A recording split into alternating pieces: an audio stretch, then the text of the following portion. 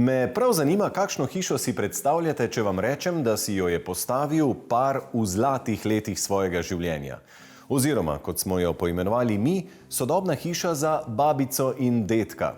Dvomim, da takšno, kot jo boste zdajle videli. Otroci so odšli od doma, prihajajo vnuki, čas je za novo hišo.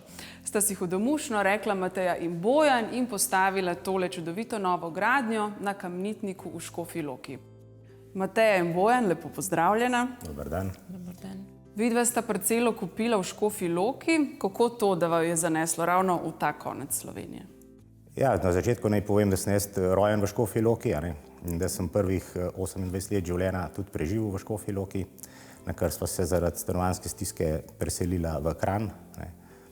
In tudi tam sva bila 28 let, nekako sva si želela, da bi se preselila nazaj v Škofjo Loko in to nam je zdaj uspelo.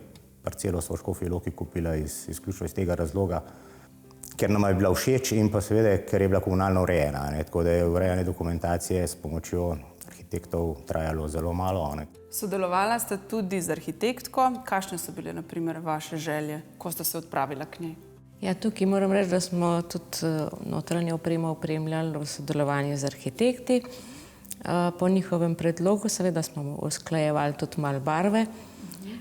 Bistvo je bilo pa to, da je bila tudi najina želja, da je vse v pritličju, da ni nekih pragov, tudi skratka vse bivalni, spalni, kopalnica, vse da je v pritličnem delu. Midva sva imela željo, da si postavila hišo, ki bi bila zadostna za dva. Tudi eno izkušnjo sva imela z dopusta, kjer sva videla, da je bila hiša odprta do slemena in tam sva bila v taki hiši 5 dni. In nam je bilo blazno všeč in takrat sva rekla, bi pa mogoče tudi v Škofji Lok to probala, kako bi to izgledala. Lesen skeletni objekt, zgrajen v pasivnem standardu, je načrtoval biro Gartner Arhitekti na čelu z Brigito Gartner. Z zunanje strani je v večjem delu zaključen s tankoslojnim ometom svetlo-sive barve in leseno oblogo iz sibirskega macesna, medtem ko streho objekta tvori klasična dvokapnica, krita z ravnim opečnim strešnikom. Ker so vsi servisni prostori, kot sta garaža in utility s toplotno črpalko, umeščeni ob severno stran, se lahko hiša na jugu preko steklenih površin popolnoma odpira proti vrtu, kjer jo ovije lesena pergola. Imate koliko? 4 vnuke, 3 vnuke? Enega vnuka pa 3 vnukinje. In kje se večinoma zadržujete? Kje so tiste središče točke v vaši novi hiši, v vašem novem domu? Ja, v glavnem se zadržujemo tukaj. Odrasli ponavadi sedimo za mizo, za tole mizo. Vnuki pa grejo včasih gor v sobo, kjer imajo prostor in mir.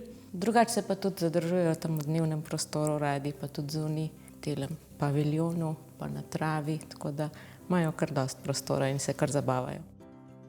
Utrip notranjosti začutimo že ob vstopu. Linija stopnic napeljuje na poševni strop mansarde, kjer se nahajata 2 sobi in manjša kopalnica. Linija hodnika pa vodi na 3 strani. Na levo v glavno kopalnico in ansuit z garderobo za lastnika, na desno v sobo za goste, stranišče in utility, naprej pa v odprt bivalni del s kuhinjo, jedilnico in dnevnim prostorom. Ta je dvovišinski, opremljen s pohištvom iz toplih naravnih materialov in nadstandardnih dimenzij, ki zagotavljajo dovolj prostora za večja družinska srečanja. Dodatno toplino in občutek udobja pa bivalnemu delu daje tudi lesen strop. Torej, posebnost v tem pritličnem prostoru so tudi svetila, odlično osvetljen prostor. Iz česa so? Ja, svetila je izbrala arhitektka notranje opreme. Te velike bunke, vem, da so narejene iz kartona, kakšna obdelava je, ne vem, ampak osnovni material je karton.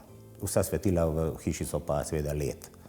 Svetlobe v objektu tudi sicer ne manjka, saj jo je arhitektka Brigita Gartner vanj pripeljala z velikimi panoramskimi in strešnimi okni.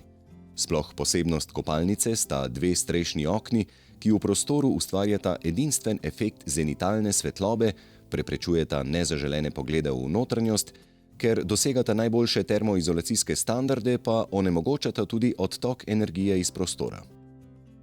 Danes moramo biti pri načrtovanju hiš pozorni na veliko stvari, predvsem kar se tiče energijske učinkovitosti stavbe. Kakšno vlogo imajo pa pri tem okna? Ja, okna imajo kar veliko vlogo. Primarna vloga je dnevna osvetlitev prostora in prostorov, predvsem tistih globih delov prostora, tako kot so recimo v primeru te hiše, kjer so okna pozicionirana visoko, da osvetlijo galerijski del in hkrati tudi to zaledje. Dobra osvetlitev pomeni, da prihranimo tudi pri energiji za umetno razsvetljavo.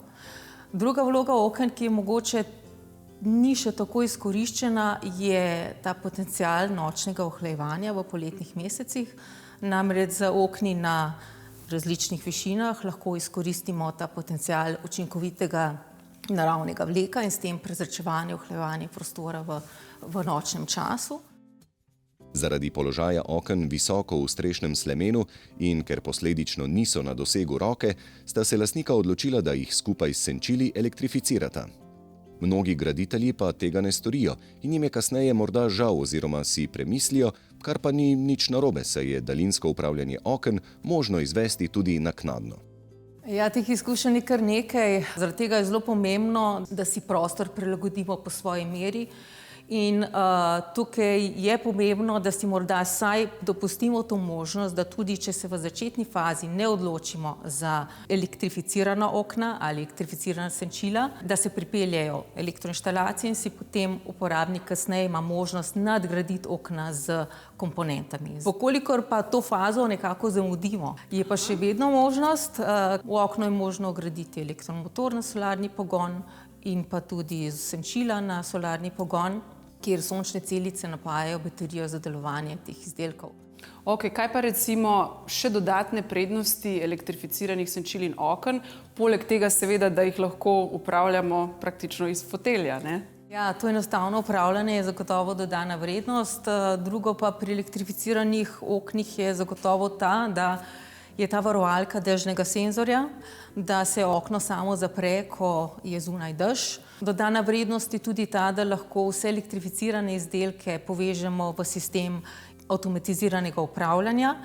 Se pravi, da senzorika, ki zaznava temperaturo, vlago in pa ogljikov dioksid v prostoru, v povezavi z vremensko postajo sama uravnava odpiranje in zapiranje okna in s tem skrbi za projektno notranjo klimo v povezavi z dvigovanjem in spuščanjem zunanjih in pa notranjih senčil. Ko vstopimo v tale osrednji prostor, ne moremo mimo fotografije, take čudovite barke. Ljubita morje, se še odpravita na dopust, glede na to, da sta si uredila res tak čudovit dom? Ja, barko sva kupila leta 2009. Na njej sva preživela 12 let, 12 poletnih dopustov. Ja, so pa lepi spomini, to res, na to preživljanje dopustov. Mi smo prepluli kar, mislim, da kar večina jadranskih otokov. Spomine zdaj Mateja in Bojan pišeta v njuni idilični hiši, ki s preprostimi rešitvami daje bivanju novo dimenzijo. Ravno prav velika in majhna hkrati ter urejena z mislijo na jesen življenja je točno to, kar sta si želela.